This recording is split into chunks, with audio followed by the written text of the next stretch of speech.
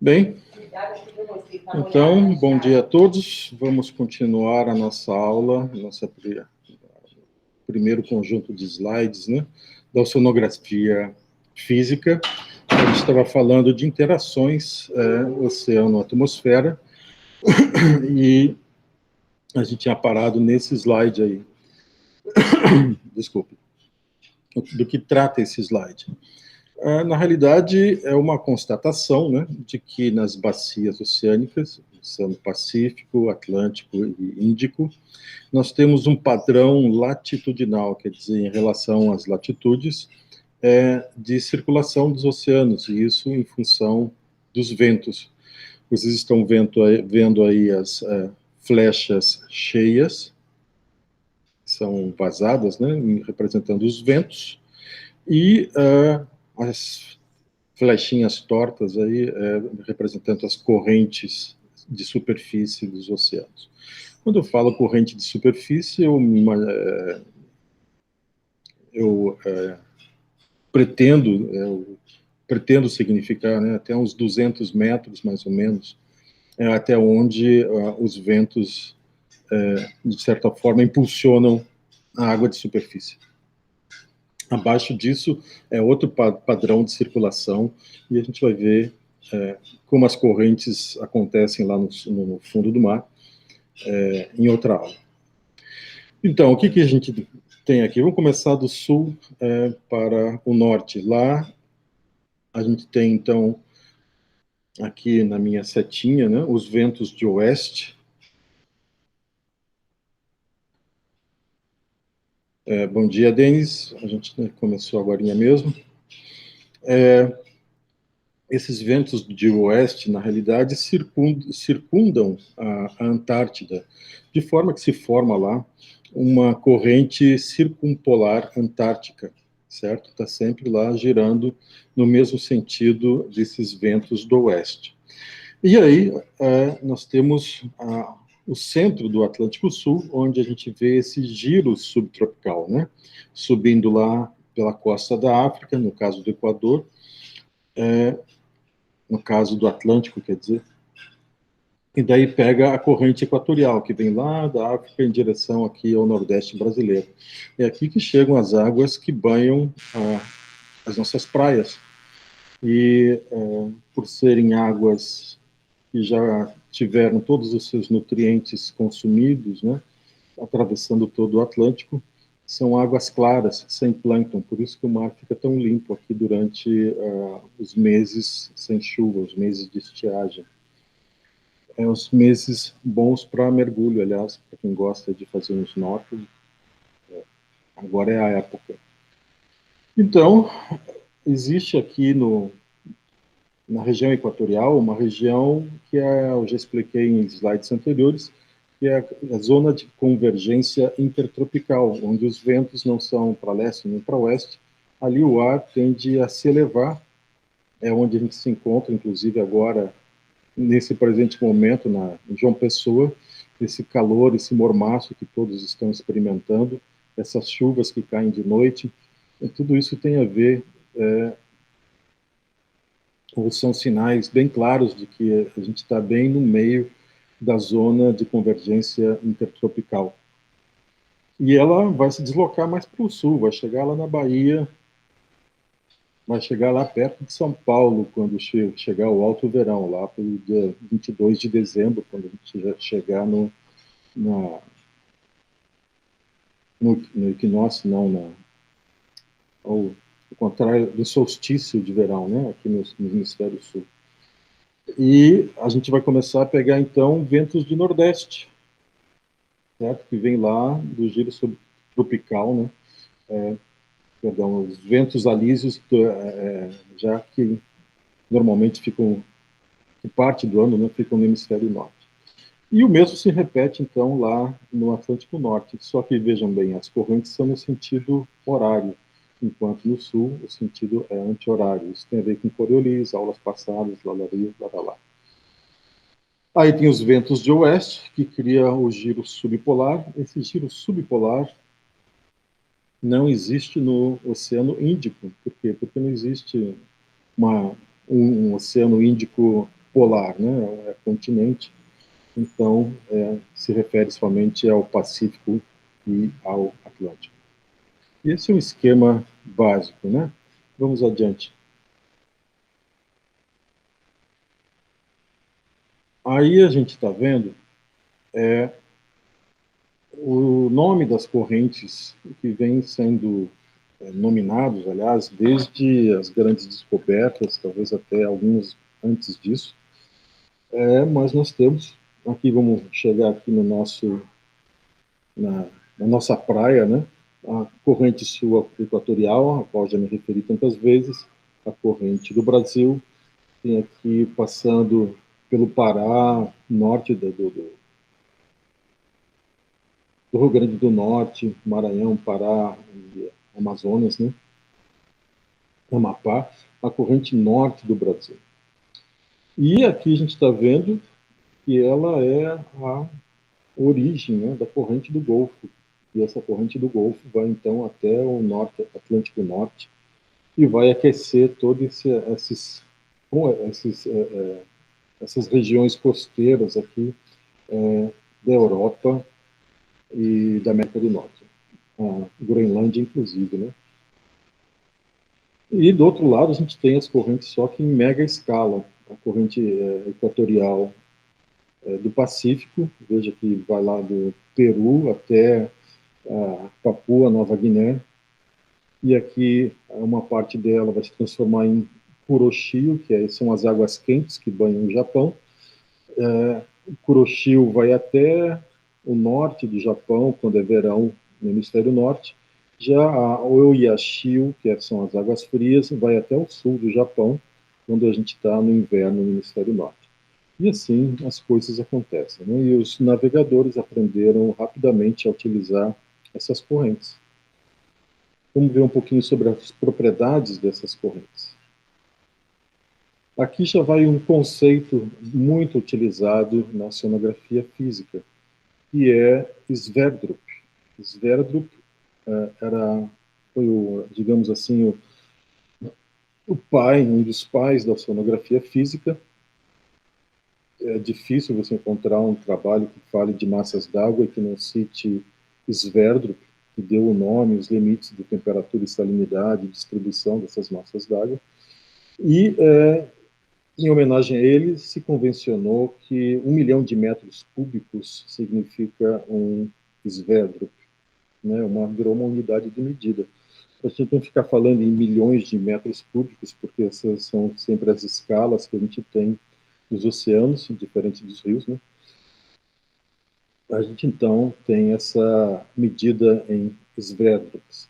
Ali eu coloquei como exemplo, bem aqui no começo, o rio Amazonas tem 0,23 Sverdrups, que é 230 mil metros cúbicos por segundo, que é uma quantidade de água absurda. Eu acho que até já comentei em aulas anteriores que o estuário do rio Amazonas acontece mar afora, né, para fora do continente, ao contrário dos outros estuários que a gente conhece. Então, vamos procurar aqui algumas correntes importantes para o clima do Brasil. Aqui, ó, corrente do Brasil, a quantidade de água transportada, 20 a 70 Sverdrups, né? É uma quantidade absurda. Vamos procurar o Golfo, a corrente do Golfo, 30 a 150. Esses volumes variam sazonalmente, né? Se tem mais ventos, se tem mais energia na atmosfera, mais água vai ser bombeada ou vai ser empurrada em uma certa direção. Aqui, ó, Kuroshio, opa, deixaram sem valor, vamos ver o Yashio também sem valor. Pena. Pegar outra corrente aqui, que a gente conhece. A Sol Equatorial do Atlântico aqui, ó, 15 esvertos, quer dizer, essa quantidade de água que chega da África no Nordeste brasileiro. É também um volume de água respeitável, né? E por aí vai, gente. Então, essas são dados bem batidos, assim, né? e pode variar de autor para autor, mas não muita coisa. Vamos ver como é que os ventos, então, atuam sobre a superfície do oceano. Aqui a gente vai encontrar um outro nome, um outro pai, né, da oceanografia física, um outro pioneiro, que foi o Ekman, com o nome holandês, sueco, perdão, Vagn Walfrid Ekman. E foi ele que, após muita experimentação, desenvolvimento de ferramentas, de correntógrafos, enfim, um desenvolvimento tecnológico bem respeitável para a época, né, conseguiu medir as correntes em diversas profundidades. E aí ele descobriu esse fenômeno. Eu vou mostrar aqui, essa aqui em laranja é a força do vento sobre a superfície do oceano. Solidário à direção do vento, que é essa flecha aqui maior em azul. Tá? Mas acontece que Coriolis entra sempre em jogo, né? E a Coriolis, aqui no caso, empurrando para sudoeste. O que já me indica que essa espiral está representando uma água no hemisfério sul. Vê se vocês percebem qual é o lance, né? O Coriolis desvia para oeste no hemisfério sul e para leste no hemisfério norte. Outra forma de dizer isso é que Coriolis no hemisfério norte desvia sempre para a direita e Coriolis no hemisfério sul desvia sempre para a esquerda. Esse seria um bom mnemônico, né? No sul para a esquerda, no norte para a direita. Não tem nenhuma conotação política aí, embora... não, deixa para lá. De forma que, somando essas forças, né, do vento na superfície e de Coriolis, nós vamos ter o deslocamento real da superfície do oceano aqui em 45 graus. Certo? Representada por essa flechinha rosa. O que acontece? Né? Essa água da superfície se desloca, então, aqui a 45 graus e vai deslocar, vai empurrar, por fricção simples, a água imediatamente subjacente, né? A camada inferior da superfície. Mas Coriolis vai continuar atuando. Então, esse movimento, vocês vejam que é repetido aqui na camada inferior, e Coriolis se desloca de novo para a esquerda. Aí nós vamos ter um movimento de mais de 45 graus, sei lá, 60 graus, 75 graus, em relação ao vento da superfície. E assim continua. Vai chegar uma hora em que o vento, aliás, a corrente resultante dessas forças, né, Coriolis e fricção, vai ser inclusive oposta à da superfície, mas com uma força muito pequena, de forma que a maior parte do movimento vai se dar nessa direção aqui de 45 graus, mais ou menos. Tá? E essa espiral de Ekman está acontecendo o tempo todo. Hoje, se tiver algum ventinho lá na superfície do mar, a gente vai ver os ventos, não sei se vão ser de sudeste ou se já vão ser de nordeste, mas o desvio para a esquerda. Quando nós temos ventos de nordeste, a gente vai ver a água sendo empurrada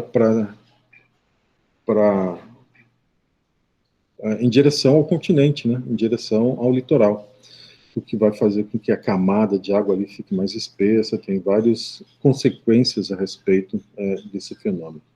Mas o que eu estou tentando dizer está melhor explicado nesse outro slide.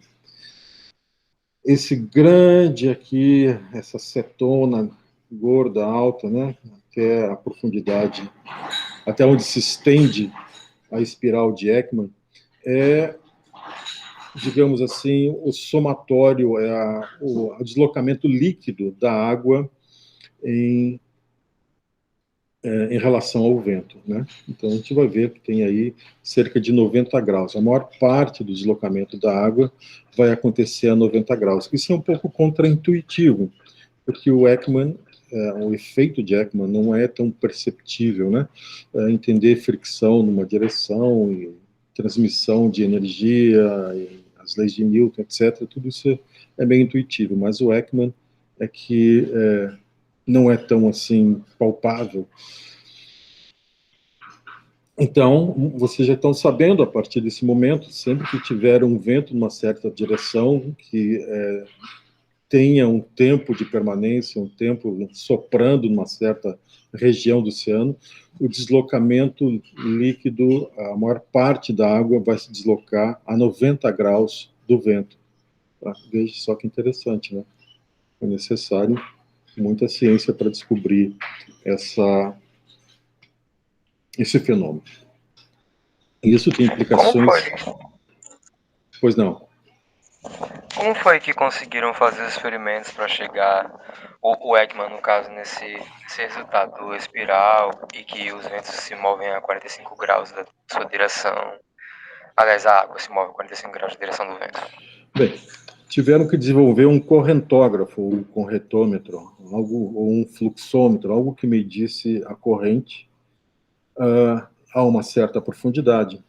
A grande dificuldade não é nem medir, fazer um correntômetro que meça a velocidade, e nem determinar a profundidade onde esse correntômetro vai ficar, mas sim a direção em que a água está fluindo, certo? Então, uma bússola interna, eu não sei exatamente qual foi as ferramentas, eu sei como se faz hoje. Hoje a gente não usa nem equipamento mecânico ou eletromecânico, a gente usa o efeito Doppler, como se fosse quase um radar. Eu lembro que eu falei de Doppler lá, quando eu falei de cosmologia,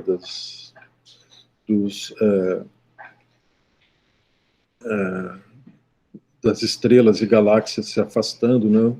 O Hubble usou o efeito Doppler para saber se os objetos no céu estavam se afastando, se aproximando da Terra.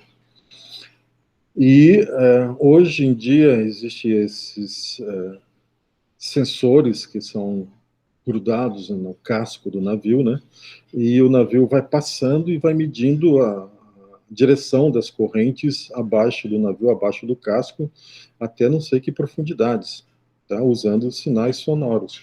A forma como esses sinais retornam aos hidrofones, ou microfones, também acoplados no casco, são processados e vão te dizer com grande precisão, aliás, em que direção a corrente está circulando, está passando. Mas, basicamente, o que o Ekman fez foi desenvolver esses correntógrafos, e com a capacidade de registrar a velocidade atingida numa determinada profundidade e em que direção, certo? Repetiu esse experimento talvez milhares de vezes e chegou nesse resultado. Os cientistas que se seguiram só vieram a confirmar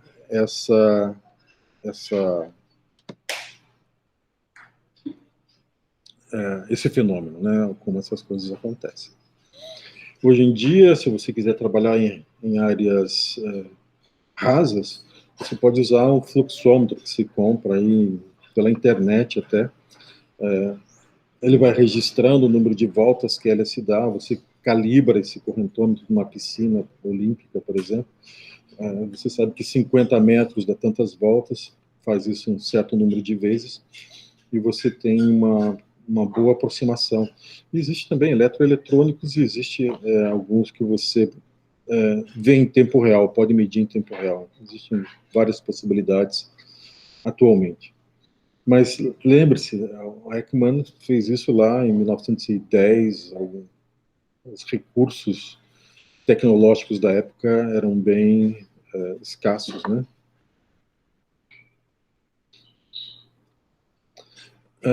Ok. Aí, professor, só mais uma dúvida, por favor. Claro. No caso, quantos metros assim? Claro que vai variar da velocidade do vento e tal, mas quantos metros da coluna de água a partir da superfície o vento é capaz de influenciar A essa gente corrente? considera a água superficial até mais ou menos 100 metros, certo? Em áreas oceânicas. É claro que sobre a plataforma continental, esses valores acabam diminuindo. O efeito do fundo também produz, né, alguma alteração. Mas para mar aberto, a gente considera até 200 metros. E esse ECMA aí, se a gente tiver uma pista de vento com ventos muito fortes, sei lá, 40 nós, chegando aí perto de um furacão, que fica um dia, com certeza a água até 200 metros vai ser movimentada. Entendeu? Certo? Obrigado. Bem, vamos ver outros tipos de transporte. Esses daqui são um pouco mais raros, mas eu já tive oportunidade de ver, inclusive com algas fosforescentes na superfície. É um espetáculo assim, tipo cena de Avatar. Não lembro o nome do planeta lá, de Avatar, mas parece que a produção tomou um LSD lá e imaginou aquelas coisas todas. Pois é, mas isso aparece no mar também, né? Essas linhas que eu estou representando aqui, marronzinha, são um tipo de alga, um dinoflagelado chamado Noctiluca. Elas gostam de ficar na superfície e com a agitação das ondas elas brilham muito. Era comum também lá onde eu trabalhei, na Baía de Paranaguá. Eu estou gravando, acho que não dá para contar essa passagem anedótica. Eu fico aqui na dúvida se eu gravo isso ou não gravo. Mas, enfim, é um espetáculo à parte. Quando você vê peixes e golfinhos nadando à noite também, deixando aquele rastro, é bem uma cena assim de Avatar. Eu tentei mergulhar numa água, mergulho com garrafas e tal, numa água com noctilucas, deu super errado. Deu super errado porque as noctilucas brilhavam na minha máscara, eu não enxergava um palmo à minha frente, né? Então eu não sabia para onde é que eu estava indo. Não conseguia nem ler a minha bússola no pulso, assim, tive que emergir e interromper o mergulho.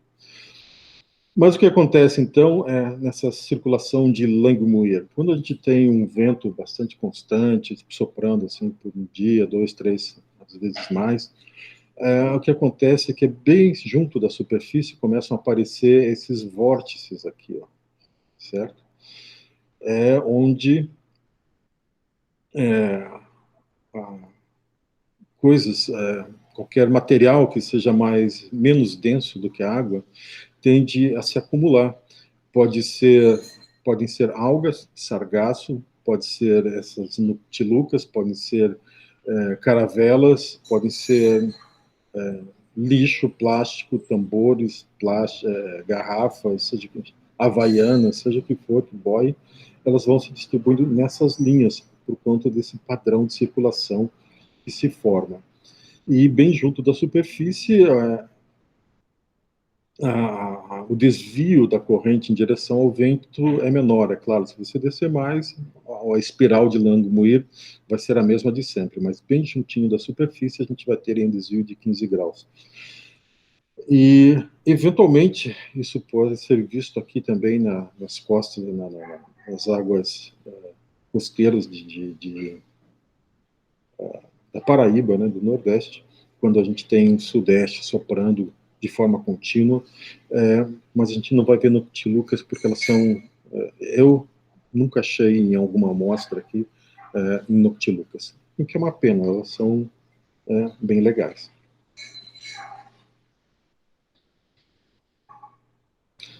Circulação de Langmuir, então vamos ver agora ressurgências costeiras, né?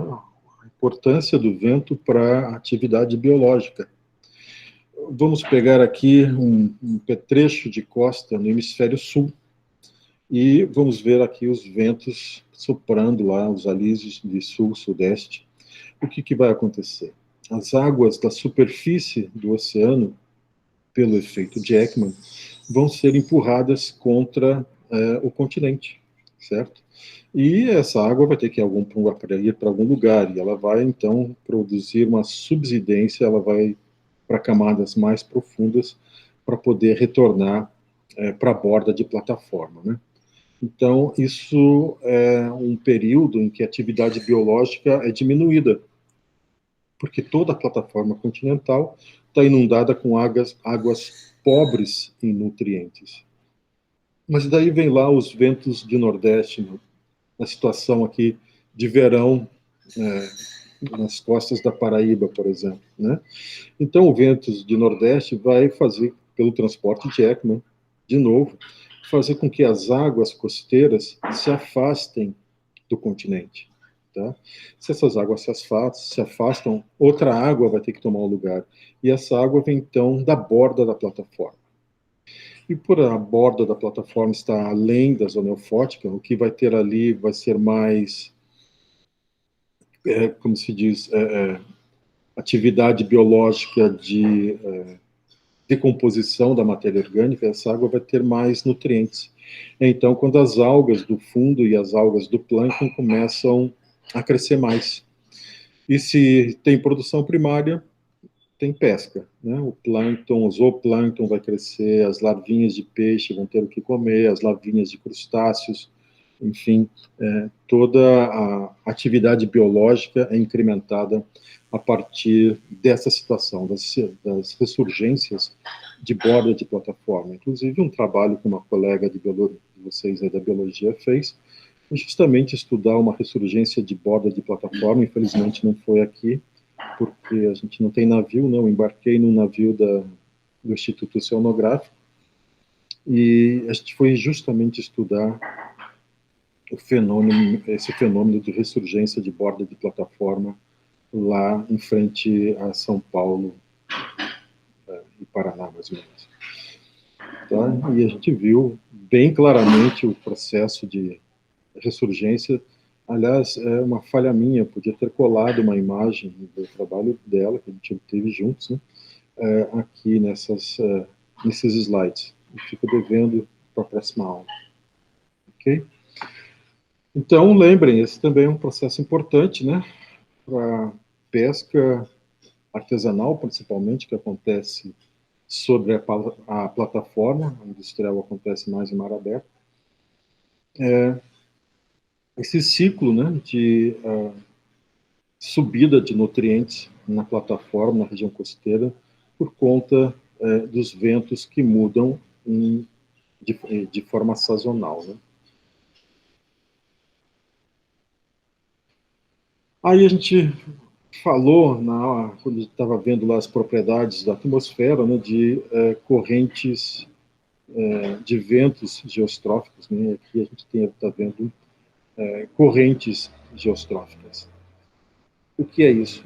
É quando a gravidade e Coriolis basicamente entram em equilíbrio. Aqui nós temos um giro oceânico, a gente está no hemisfério norte, como é que eu sei disso? Por conta do sentido horário, né? O Coriolis puxando sempre para a direita.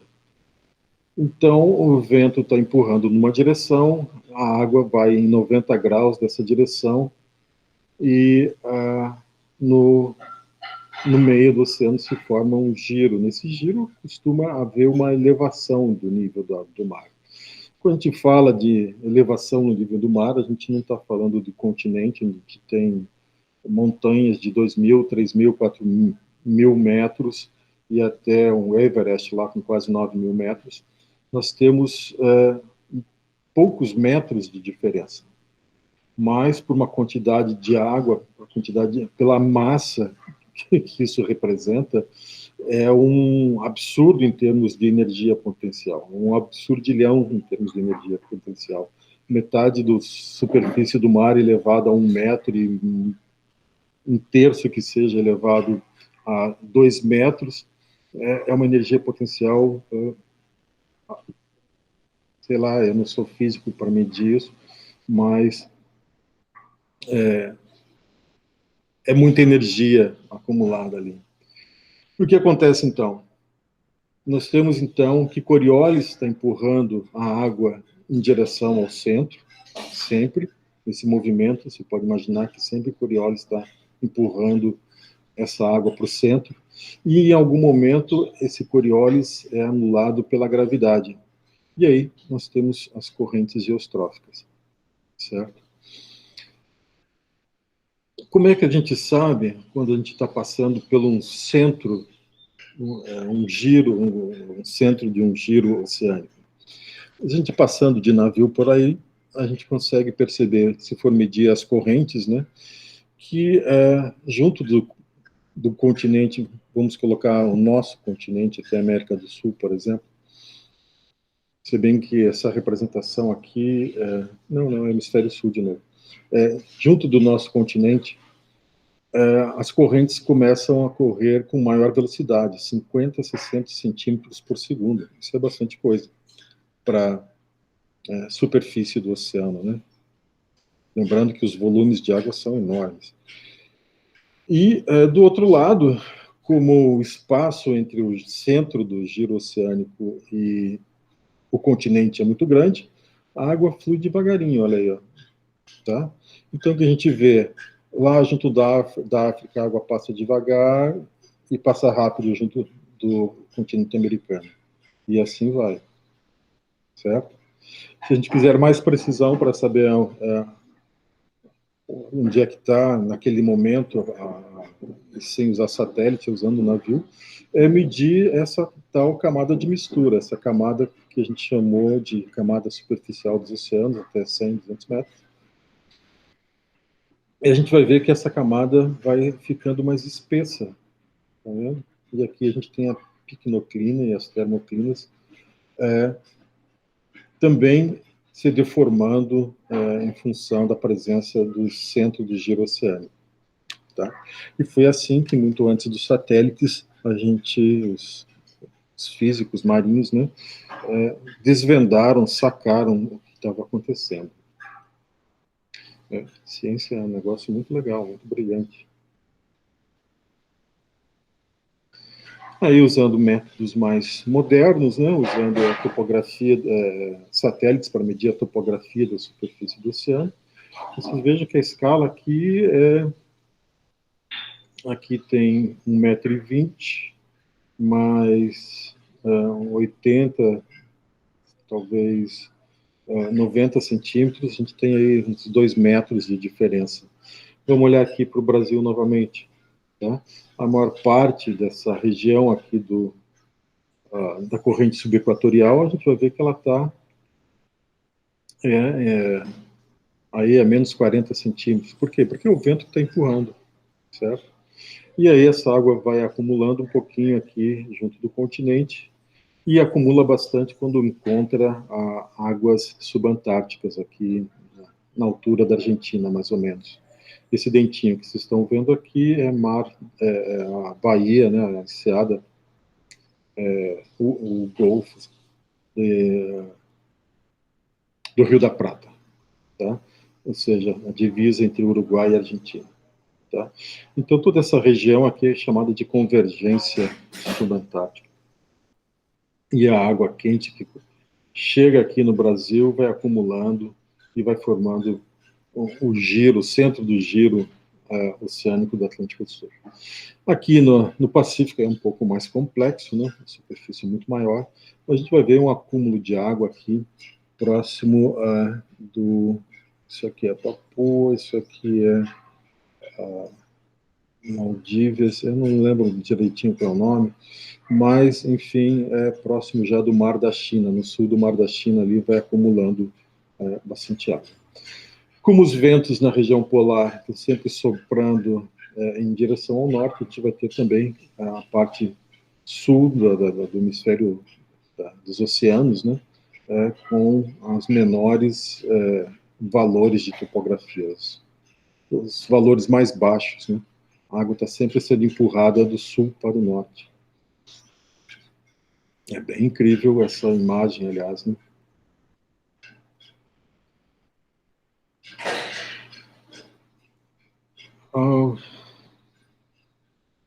Puxa vida, eu não sei como sair dessa sinuca agora, mas aqui tinha uma animação mostrando como o vento atua na superfície do mar, né? é um experimento muito antigo que foi feito, eu não lembro em que ano, mas no começo da oceanografia, década de 20, 30, mostrando uma boia de deriva, que foi acompanhado o movimento de hora em hora, sei lá, com observadores em terra, né? E eu vou tentar representar mais ou menos com a minha flechinha aqui o que essa bolinha fez. Ela começou a fazer um círculo, espiral, e depois fez umas espiral rápidas, depois fez espiral devagarinho de novo. O que é isso? No meio do experimento, veio uma lufada de vento mais forte e acelerou essas espirais, né, que essa boia de deriva fez, e depois o vento atenuou e a espiral continuou normalmente. E isso foi um marco, né, na oceanografia, porque a gente viu que o material da superfície, apesar da espiral de Ekman, ela não tem um movimento linear, é um movimento em espiral. E essa espiral, de novo, o Coriolis entrando na jogada, pode dar origem a outros fenômenos nos oceanos que são muito interessantes e que talvez expliquem por que a gente encontra tantas espécies cosmopolitas no plâncton e até mesmo no nécton, né? Porque existe informação de meandros e anéis. Imagine uma corrente marinha correndo com água à direita e à esquerda, e às vezes essa corrente ela se dobra, certo? Como um trem descarrilhando, ela faz meandros. E às vezes esses meandros se descolam da corrente e formam ilhas, que ficam rodando no oceano aberto, com propriedades de temperatura e salinidade, até com plâncton completamente diferente do que as águas em volta. E é engraçado que alguns grupos animais, alguns mamíferos, as morsas, que são aquelas focas que têm os dentões, assim, são especialistas em encontrar esses anéis de águas quentes que acumulam sargaço no seu centro, além de ter uma temperatura maior, coisa e tal. Esse sargaço viaja com uma fauna acompanhante, sejam animais, pequenos crustáceos que ficam ali no meio das algas flutuando, peixes, e as morsas vão lá se alimentar. Elas ficam lá no Alasca, nadando por ali, e de repente, opa, aqui tem uma água quentinha, vão lá e vão atrás até chegar aonde estão as algas acumuladas. Quer dizer, também, essa espécie, né, se adaptou muito bem a esse tipo de fenômeno. Com certeza, outros mamíferos marinhos e talvez até tartarugas, sei lá, podem se aproveitar desses anéis. Vamos ver um pouquinho mais sobre esses anéis, como é que eles funcionam. Primeiro, vamos ver como é que a gente detecta eles, né, estando sem o satélite à disposição, e como é que se comporta, né, como se diz, as propriedades da água, a coluna de água, como é que fica. Mas vamos começar por esses 4 quadradinhos que estão aqui em cima, né? Então, a gente tem uma corrente fria friccionando com uma corrente quente, corrente quente, em determinado momento, esses meandros se fecham e se formam um ou às vezes 2 anéis, né? Um com água quente rodando no mesmo sentido em que ele foi formado, e água fria também rodando no mesmo sentido que ele foi formado. Esses anéis têm entre 100 e 200 quilômetros de diâmetro, podem chegar a 400. Os anéis de água quente podem ter uma profundidade de até 1.500 metros.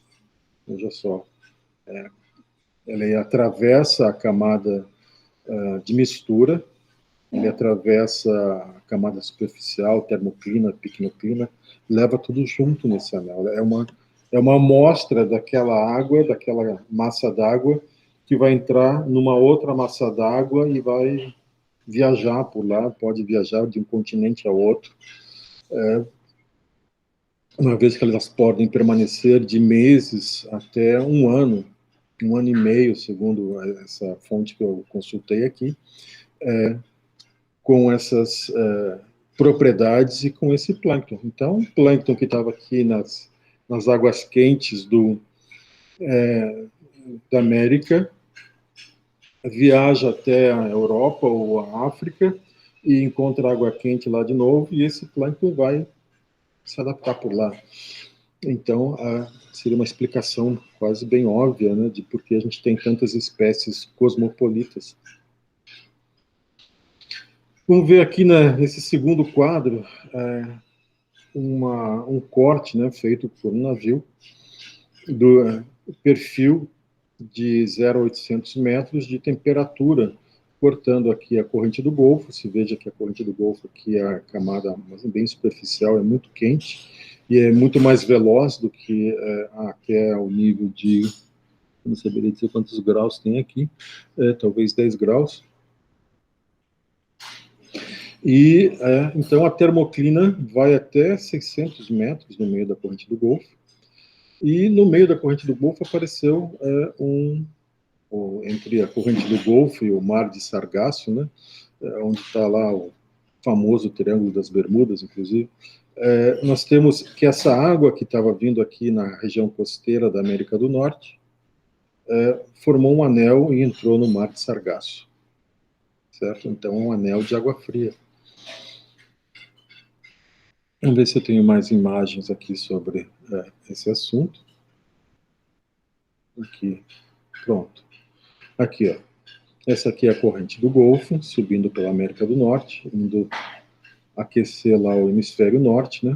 E aqui a gente vê um anelzinho que partiu da corrente do Golfo, indo lá em direção ao norte da África, certo? E esses anéis são fáceis de identificar pelos satélites de hoje em dia, por conta das diferenças de temperatura, né? Eles são muito precisos nessa captura. Então, o tempo todo por aí, alguns outros anéis secundários por aí. E aqui é um perfil dos anéis de água fria e de água quente. Você veja só que os anéis de água fria tendem, inclusive, a aumentar a produção dos oceanos. Por quê? Porque águas lá abaixo da zona eufótica estão chegando na superfície, então é uma ressurgência localizada. Tá? Vem esse monte de nutrientes até entra na camada de luz, onde tem luz, e o plâncton, o fitoplâncton, começa a proliferar, a explodir. E tão logo o fitoplâncton começa a proliferar, vem o zooplâncton, e aí vem os consumidores secundários, né, que começam a se alimentar do zooplâncton. Pode ser peixes, outros organismos, certo? Já o de água quente, não, ele tem essas águas pobres no seu centro, o sol que tem aqui é o que é acumulado na forma de detritos, tipo algas, organismos que flutuam, tipo caravelas, outros sifonóforos que têm essa propriedade, fica na superfície, e ali vai uma fauna acompanhante, mas não é algo que tenha uma produção primária nova, né? Isso aqui é consumido por outros organismos que não são do plâncton. É claro, quando esse material morre, aí vem os decompositores e o ciclo continua. Se a decomposição acontecer na camada de luz, esses nutrientes são utilizados imediatamente, aliás, a taxa de conversão no plâncton é altíssima, então logo o nutriente esteja disponível, as algas quase que imediatamente começam a absorver, e o que sair da zona eufótica, então, vai para o fundo e vai surgir em outro local. Bem, essa foi a história dos anéis. E agora tem uma série de filmes que eu vou pedir a vocês que deem uma olhada lá nos slides mesmo. Isso aqui é um trabalho magnífico de oceanografia física, que é simulação, certo? Foi um modelo matemático que foram usados aí, 256 processadores. É tipo aqueles supercomputadores que tem em algumas universidades, em que os nerds fazem filas, ficam se acotovelando para poder usar. E quando eles chegam no computador, ficam aí um mês inteiro para processar algumas imagens, né? Então, para essa única imagem aí, foram 720 horas de 256 processadores trabalhando 24 horas por dia. Imagine a quantidade de contas que não foram feitas. E eu até vou tentar ver se eu acho por aqui o vídeo, para a gente não ficar tão assim no ar. Cadê aqui? Curso Oceano.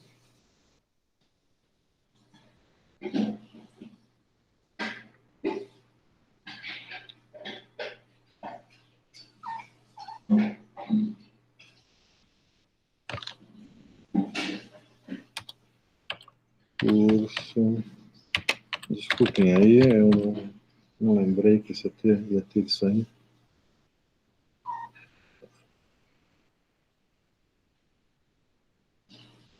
Olha só que falha, não copiei a pasta.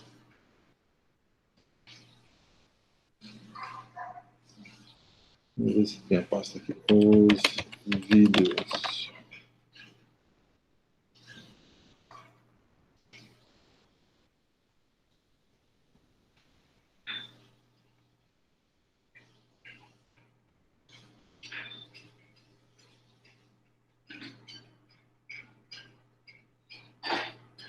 Ó, infelizmente, eu vou ficar devendo para vocês essas simulações.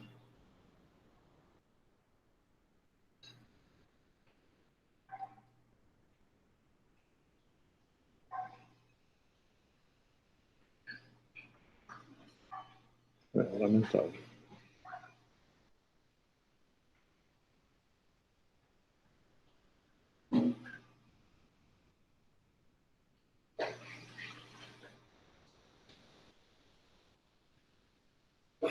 Ok, o tempo está correndo.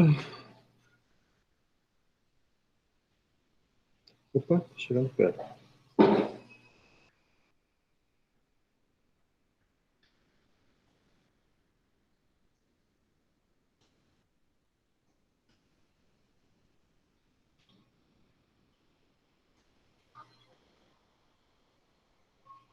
Professor, no Achei. caso, Achei um deles. Desculpem aí essa contratempo. Fala.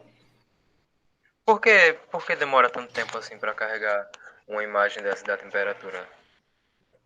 Não, não é que demora. É que na hora que eu passei do PowerPoint para o Keynote, essas referências, as imagens foram perdidas, porque esses arquivos ficam lá no meu HD, né, do Windows. E eu passei só o PowerPoint sem passar os arquivos do PowerPoint, os arquivos que são colados no PowerPoint. Mas eu já achei um aqui para vocês, para Mas mostrar para é que o vocês. senhor agora há pouco não falou que para processar uma imagem dessa em um supercomputador que tem em algumas universidades demora 720 horas. Tá, é isso aí. Claro, porque são zilhões de contas que são feitas, né, para gerar cada tela. Isso aqui é uma sequência de telas, representando aí cada semana do ano, alguma coisa. Então, foi as correntes de um ano. SSH, Superfície Salinity. Vamos ver se eu consigo outro para vocês aqui. Temperatura na superfície.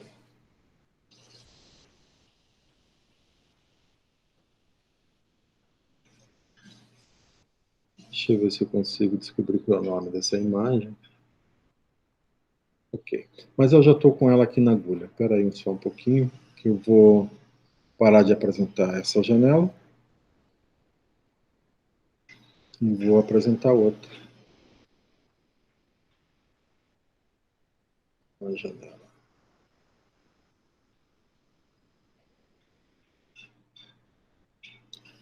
Se chama SSH 600.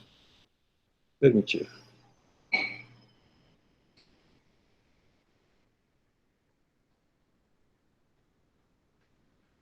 Pronto, tá aí.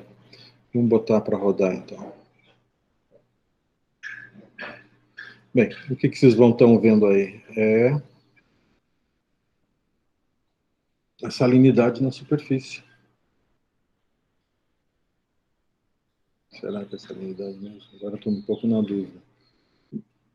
Mas parece que ela está cortando a animação.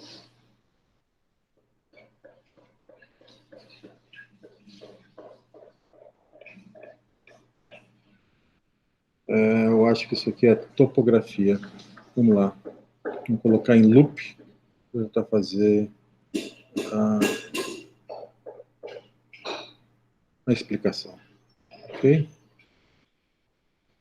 Bom, o que a gente está vendo então? As águas. Isso aqui é representação de um ano em 12 segundos, né? Então, um segundo para cada mês, digamos assim. Vejam só os vórtices se formando aqui, a água se acumulando. Aqui no Golfo do México, os vórtices que se formam ali também de águas quentes. Tá? Vórtices de água sul, de água fria se formando aqui na corrente de Labrador, eventualmente. E aqui é a zona de convergência. Tá? Aqui o centro do giro oceânico é onde a água está acumulada.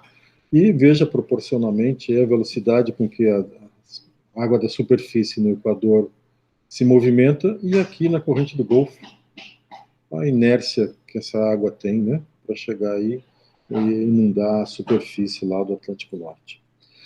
Enquanto vocês dão uma olhadinha aí, eu vou estando procurando as imagens irmãzinhas.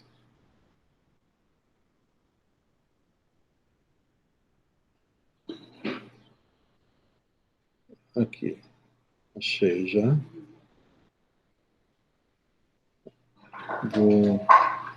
Vou colocar para vocês.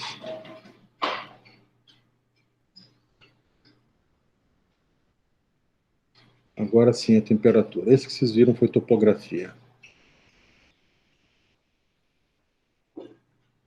Eu já vou colocar em loop.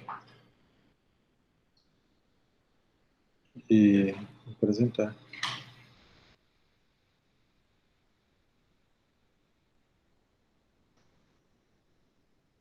Opa, não.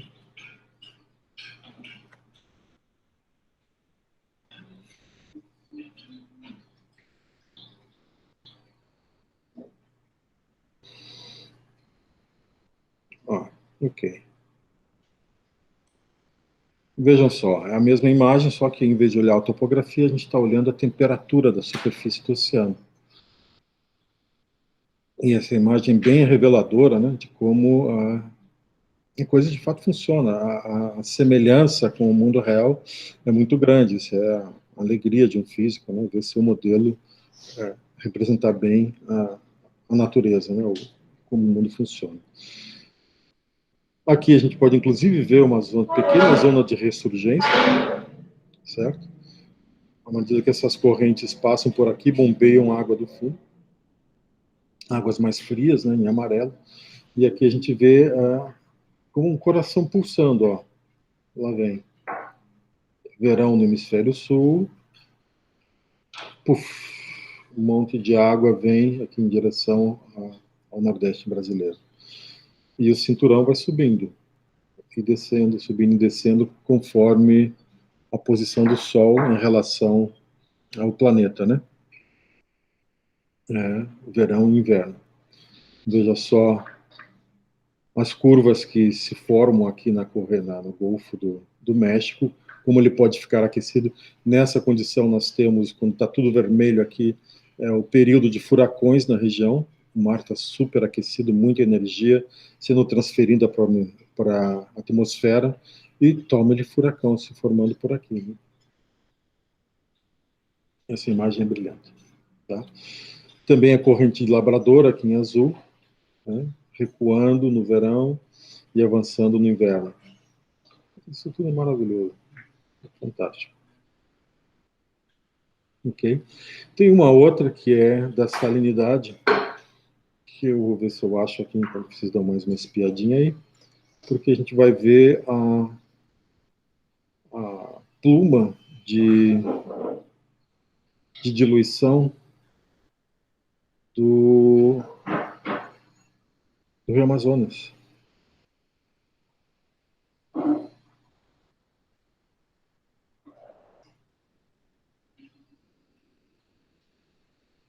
Temperatura.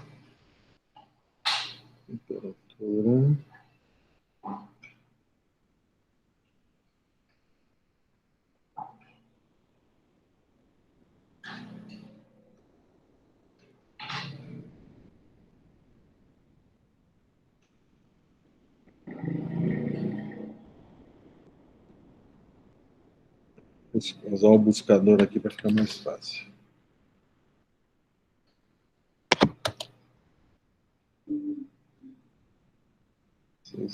X600. Achei de salinidade. Pronto. E para terminar, né? Vamos fazer esse aqui. Parar.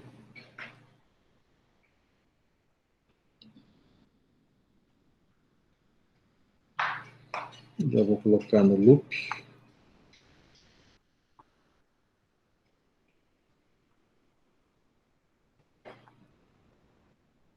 Apresentar.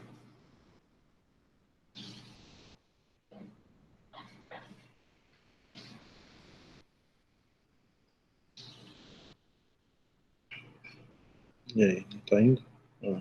Sempre tem uma demorazinha. Pronto, tá aí. Aqui onde está minha flechinha é a foz do Rio Amazonas. Olha só até onde vai a água do Amazonas, né? Essa aqui não está tão legal assim, mas eu tenho imagens de satélite onde tem a pluma do Amazonas, mais ou menos quase na metade da distância entre a África e a foz do Amazonas. Mas, de qualquer forma, vocês veem que a influência é grande, né? Tem uma grande baixada de salinidade na superfície do oceano aqui. Tá? Essas diferenças que vocês estão vendo do outro lado, tem o Rio Com, e também tem água de ressurgência, água vindo do fundo do mar, né, que sobe a plataforma e vai enriquecer essas águas da África. Essas águas, olha, são muito produtivas, tem muita pesca por aqui. O que é um problema para os africanos, né, porque vêm os navios da Espanha, de Portugal, de outros países e ficam roubando aqui os peixes dos pescadores artesanais africanos. E eles não têm muitos meios para se defender. E quando se defendem, são considerados criminosos. O mundo nem sempre é muito justo. Aqui dá para ver direitinho o aumento de salinidade no centro do giro oceânico, né? Por conta da evaporação.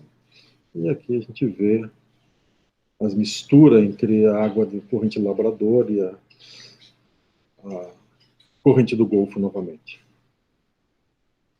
Ok? E aqui está explicado, né, porque a gente tem águas tão salgadas, muita evaporação. Ok, é isso aí, pessoal. A gente já está com 1 hora de aula. Eu vou fazer uma pausa por aqui e a gente começa aí em 10 minutos. De acordo? Ok, professor. Ok, professor. Então, vou parar a gravação. Onde é que eu faço isso aqui? Interromper a gravação.